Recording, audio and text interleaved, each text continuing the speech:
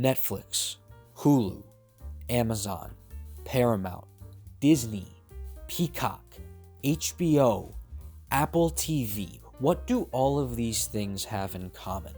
Now, of course, other than being streaming services, and other than being mass media empires, of course, all of these companies are producing very high budget TV shows that are demanding our time and our energy constantly. It seems like every week there's a new insanely expensive, massively marketed, mainly superhero show that is coming out that demands my attention. A few days ago, the first episode of the long-awaited Halo series first premiered, and I'm going to be as completely transparent and clear as possible.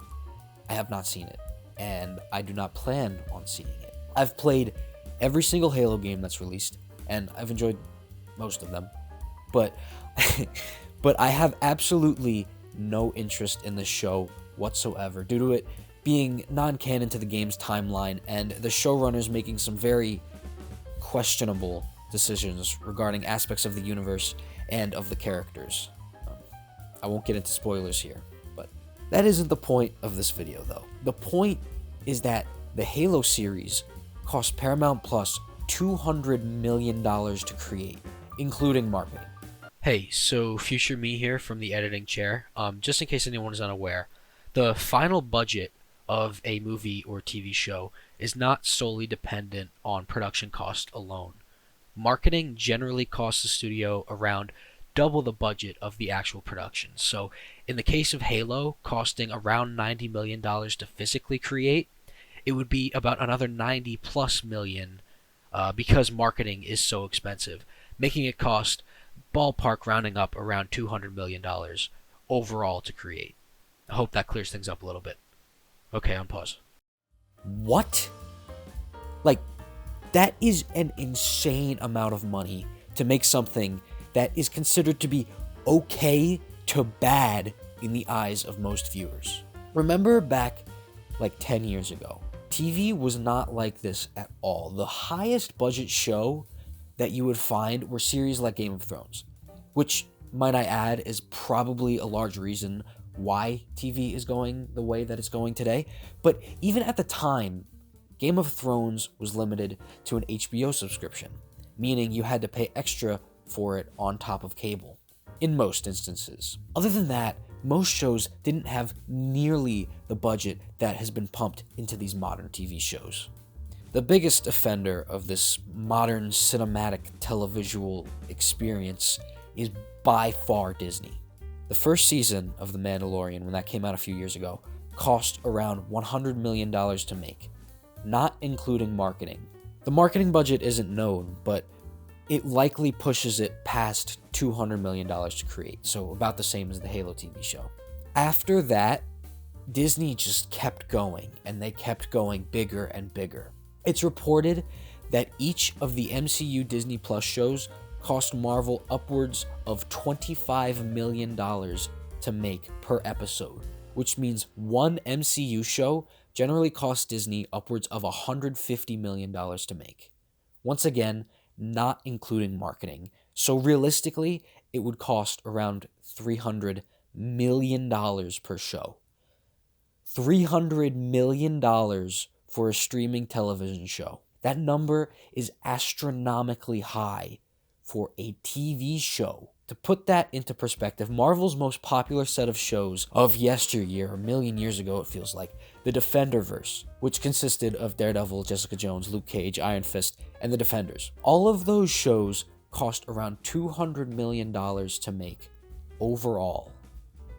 That's right, $200 million for 6 shows compared to $300 million for one. Just wrap your head around that for a minute.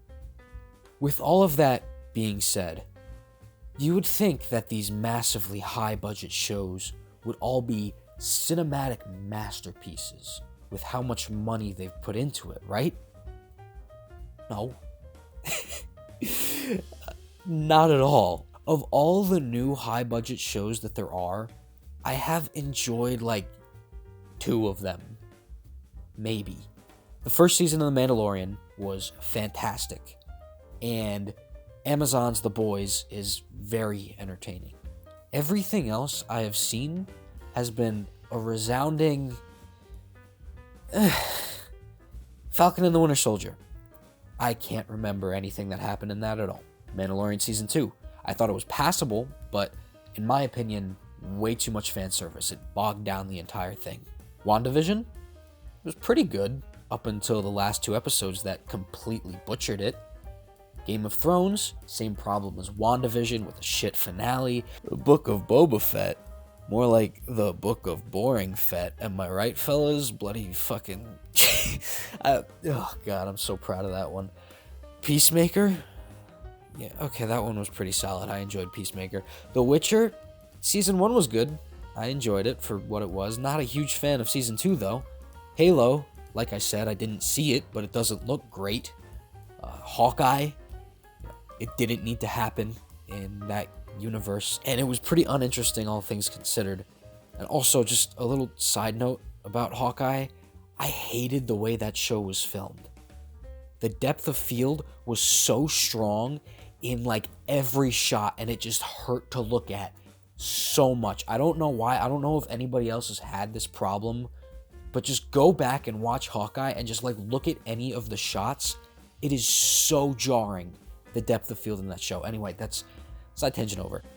Loki, okay, yeah, Loki was pretty good too for the most part, but it still had a handful of up and down, mid episodes. But you get what I'm saying. I would be very happy if these high budget shows were actually worth my time. But when it comes to so many of these shows, that just isn't the case. It seems like every other one of these that gets pumped out leaves me feeling unsatisfied and disappointed in what it could have been. These shows all try to play it safe. They try to play it by the books. They don't take risks. Why not do something different? Okay, Halo kind of did that, but they did it badly. Apparently, I haven't seen it. I don't know. I feel that all of these shows could have been so much better than they were, and that really upsets me. And there's also an argument to be made about the oversaturation of this kind of stuff, like the MCU, but that's a video for another day. All of this makes me hesitant about the future of this kind of TV production. On one hand, we could get an amazing, groundbreaking show like The Mandalorian. But on the other, we could get something like Falcon and the Winter Soldier.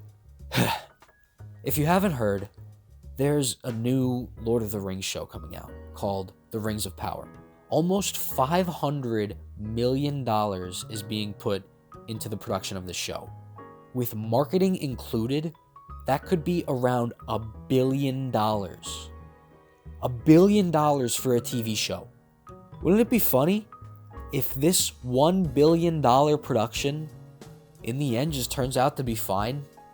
Not great, not terrible, just fine. I kid, but I really feel that's a strong possibility with the trajectory I've seen these shows headed. Don't get me wrong, I love The Lord of the Rings. I want this show to be good, right? But my expectations aren't through the roof just considering the past of this stuff. The same can be said for the Obi-Wan Kenobi show coming out soon. This is the one thing I have ever wanted from Star Wars. But if recent Star Wars media has taught me anything, it's to be wary of anything new that comes out of this franchise, TV included. I'm looking at you, Boba Fett. I know all of this is personal opinion, and many people love these shows being released, and that's great, good on you. But I and many other people just don't feel the same way. I hope it gets better. I mean, this whole thing is rather new to the industry, right? So maybe they're just ironing out the kinks in these first few years, and soon we'll enter into a truly new age of groundbreakingly innovative, while also being good, television. Thank you. Hope you all enjoyed that. This is something I haven't really heard being talked about to a very big extent, and I just feel it deserves more attention than it gets. So, anyways, I hope you guys have a good day or good night or good whatever. I'll see you around next time. Thanks. Bye.